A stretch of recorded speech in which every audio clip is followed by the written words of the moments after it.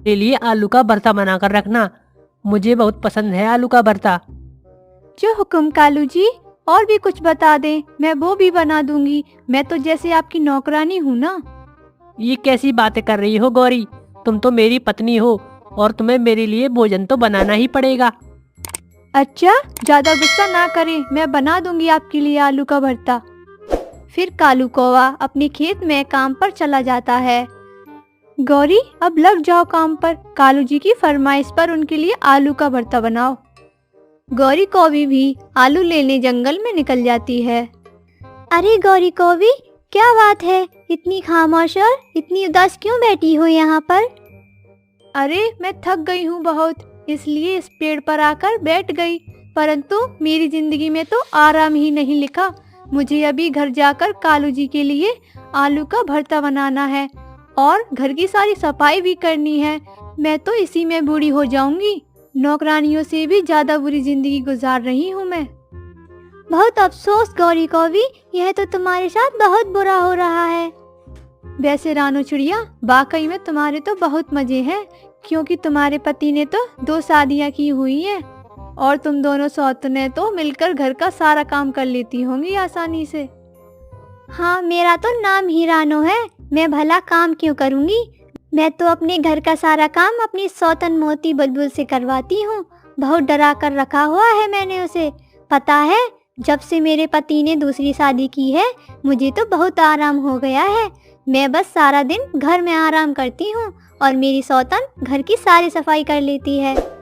इतना कहकर वह रानो चिड़िया वहाँ से चली जाती है। अरे वाह, इस रानो चिड़िया की तो जिंदगी कितनी अच्छी हो गई है। क्यों ना मैं भी कालू जी की दूसरी शादी करवा दूं और अपनी सौतन से घर का सारा काम करवाऊं। फिर तो मेरी जिंदगी भी इस रानो चिड़िया की तरह हो जाएगी। मैं सारा दिन आराम करूंगी और अपनी सौतन से काम करवाऊंगी। आने दो कालू जी को, आज रात को ही बात करती हूँ। रात हो जाती है और कालू कौवा भी अपने काम से अपने घर पर आ जाता है। आहा गौरी, आज क्या भोजन बनाया है तुमने, इतना स्वादिष्ट है कि खाने में बहुत मजा आ रहा है। कालू जी, भोजन को छोड़ें और मुझे आपसे बहुत जरूरी बात करनी है। मेरी बात सुनो। अच्छा बोलो, क्या बात है भाई, मैं सुन तो रहा हूँ। आप सारा दिन कितना काम करते हैं कालू जी, और कितनी मेहनत भी करते हैं, पर मैं आपका अच्छे से ख्याल नहीं रख पाती। इसलिए मैं चाहती हूँ कि आप दूसरी शादी कर लो, ताकि आपकी 2-2 पत्नियां मिलकर आपका बहुत अच्छे से ख्याल रखें। यह बात सुनकर तो कालू कौवा मन ही मन बहुत खुश हो जाता है। वैसे गौरी जी, मेरा तो मन नहीं है दूसरी शादी का, पर अगर तुम चाहती हो तो मैं दूसरी शादी करने के लिए तैयार हूँ। अरे वाह, यह तो बहुत अच्छा हो गया। बस ठीक है, मैं जल्द से जल्द आपके लिए कोई सुंदर सी कौवी ढूंढ लेती हूँ। अगली सुबह ही गौरी कौवी अपने दोस्त सोनी कौवी को अपने घर पर बुला लेती है। मुझे सुबह सुबह अपने घर पर क्यों बुला लिया है? क्या जरूरी बात है? देखो सोनी कौवी, मैं बात जरा घुमा फिरा कर नहीं करूँगी। मैं बस तुमसे यह पूछना चाहती हूँ, क्या तुम मेरे पति कालू जी से शादी करना चाहोगी? तुम्हें तो पता है कि मेरे कालू जी कितने अमीर हैं और उनका अपना बड़ा सा घर भी है, और तो और अपना एक बड़ा खेत भी है। यह सुनकर सोनी कौवी सोच में पड़ जाती है। अरे वाह, यह तो बहुत अच्छा मौका है, इतना अमीर कौवा मिला है, इससे तो मैं शादी जरूर करूँगी। मुझे मंजूर है गौरी कौवी, मैं शादी के लिए तैयार हूँ। हम दोनों मिलकर रहा करेंगे घर में।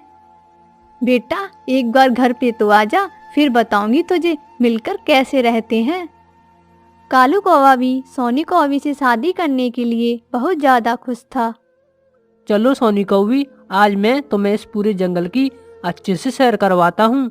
कालू कौवा सोनी कौवी को लेकर जंगल की सैर कराने ले जाता है और तभी पिंकी कबूतरी कौवी के पास आ जाती है। अरे गौरी कौवी, मैं यह क्या देख रही हूँ कि तुम भला कालू कौवे की दूसरी शादी क्यों करवा रही हो? क्या तुम्हें पता नहीं कि शादी के बाद तुम्हें कितनी मुश्किल होगी? पिंकी, तुम्हें पता नहीं है शायद, गौरी कौवी कभी भी बिना सोचे समझे कोई काम नहीं करती। मैं तो कालू कौवे की दूसरी शादी करवा कर ही रहूंगी। ठीक है फिर गौरी कौवी, मेरा तो काम था तुम्हें समझाना, बाकी तुम्हारी मर्जी। पर मैं कह देती हूँ तुमसे, तुम बाद में बहुत पछताओगी। इतना कहकर पिंकी कबूतरी वहाँ से चली जाती है और बस कालू कौवा तो सारा दिन सोनी कौवी के साथ घूमता रहता था और बस भोजन के लिए अपने घर पर आता था।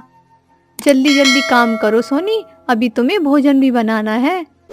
मैं कर तो रही हूँ काम, आप बस मुझ पर गुस्सा ना करें, मुझे आपसे बहुत डर लगता है। हाँ, अगर कोई काम गलत भी किया तो बहुत ज़्यादा मारूंगी तुम्हें, कि तुम याद रखोगी। गौरी, ओ गौरी जी, कहाँ खो गई हो तुम? मैं तुम्हें कब से आवाज दे रहा हूँ। हाँ कालू जी, मैं तो बहुत हसीन सपना देख रही थी, जो कि बस बहुत जल्द पूरा होने वाला है। सपने बाद में देखना, अभी मुझे भोजन दे दो, मुझे बहुत भूख लगी है। हाँ, कर देती हूँ भोजन। अभी मुझे रानू चिड़िया के पास जाना है, उसे मुझे शुक्रिया कहना है। गौरी कौवी रानू चिड़िया के पास उसके घर जाती है कि तभी गौरी कौवी रानू के घर में देखती है कि मोटी बुलबुल सौतन तो उससे घर का सारा काम करवा रही थी। तुमने गौरी कौवी से मेरे बारे में क्या कहा था? हाँ, कि मैं घर का सारा काम करती हूँ और तुमने मुझे अपना नौकर बना कर रखा हुआ है। हाँ, बताओ, यही कहा था ना तुमने उसे?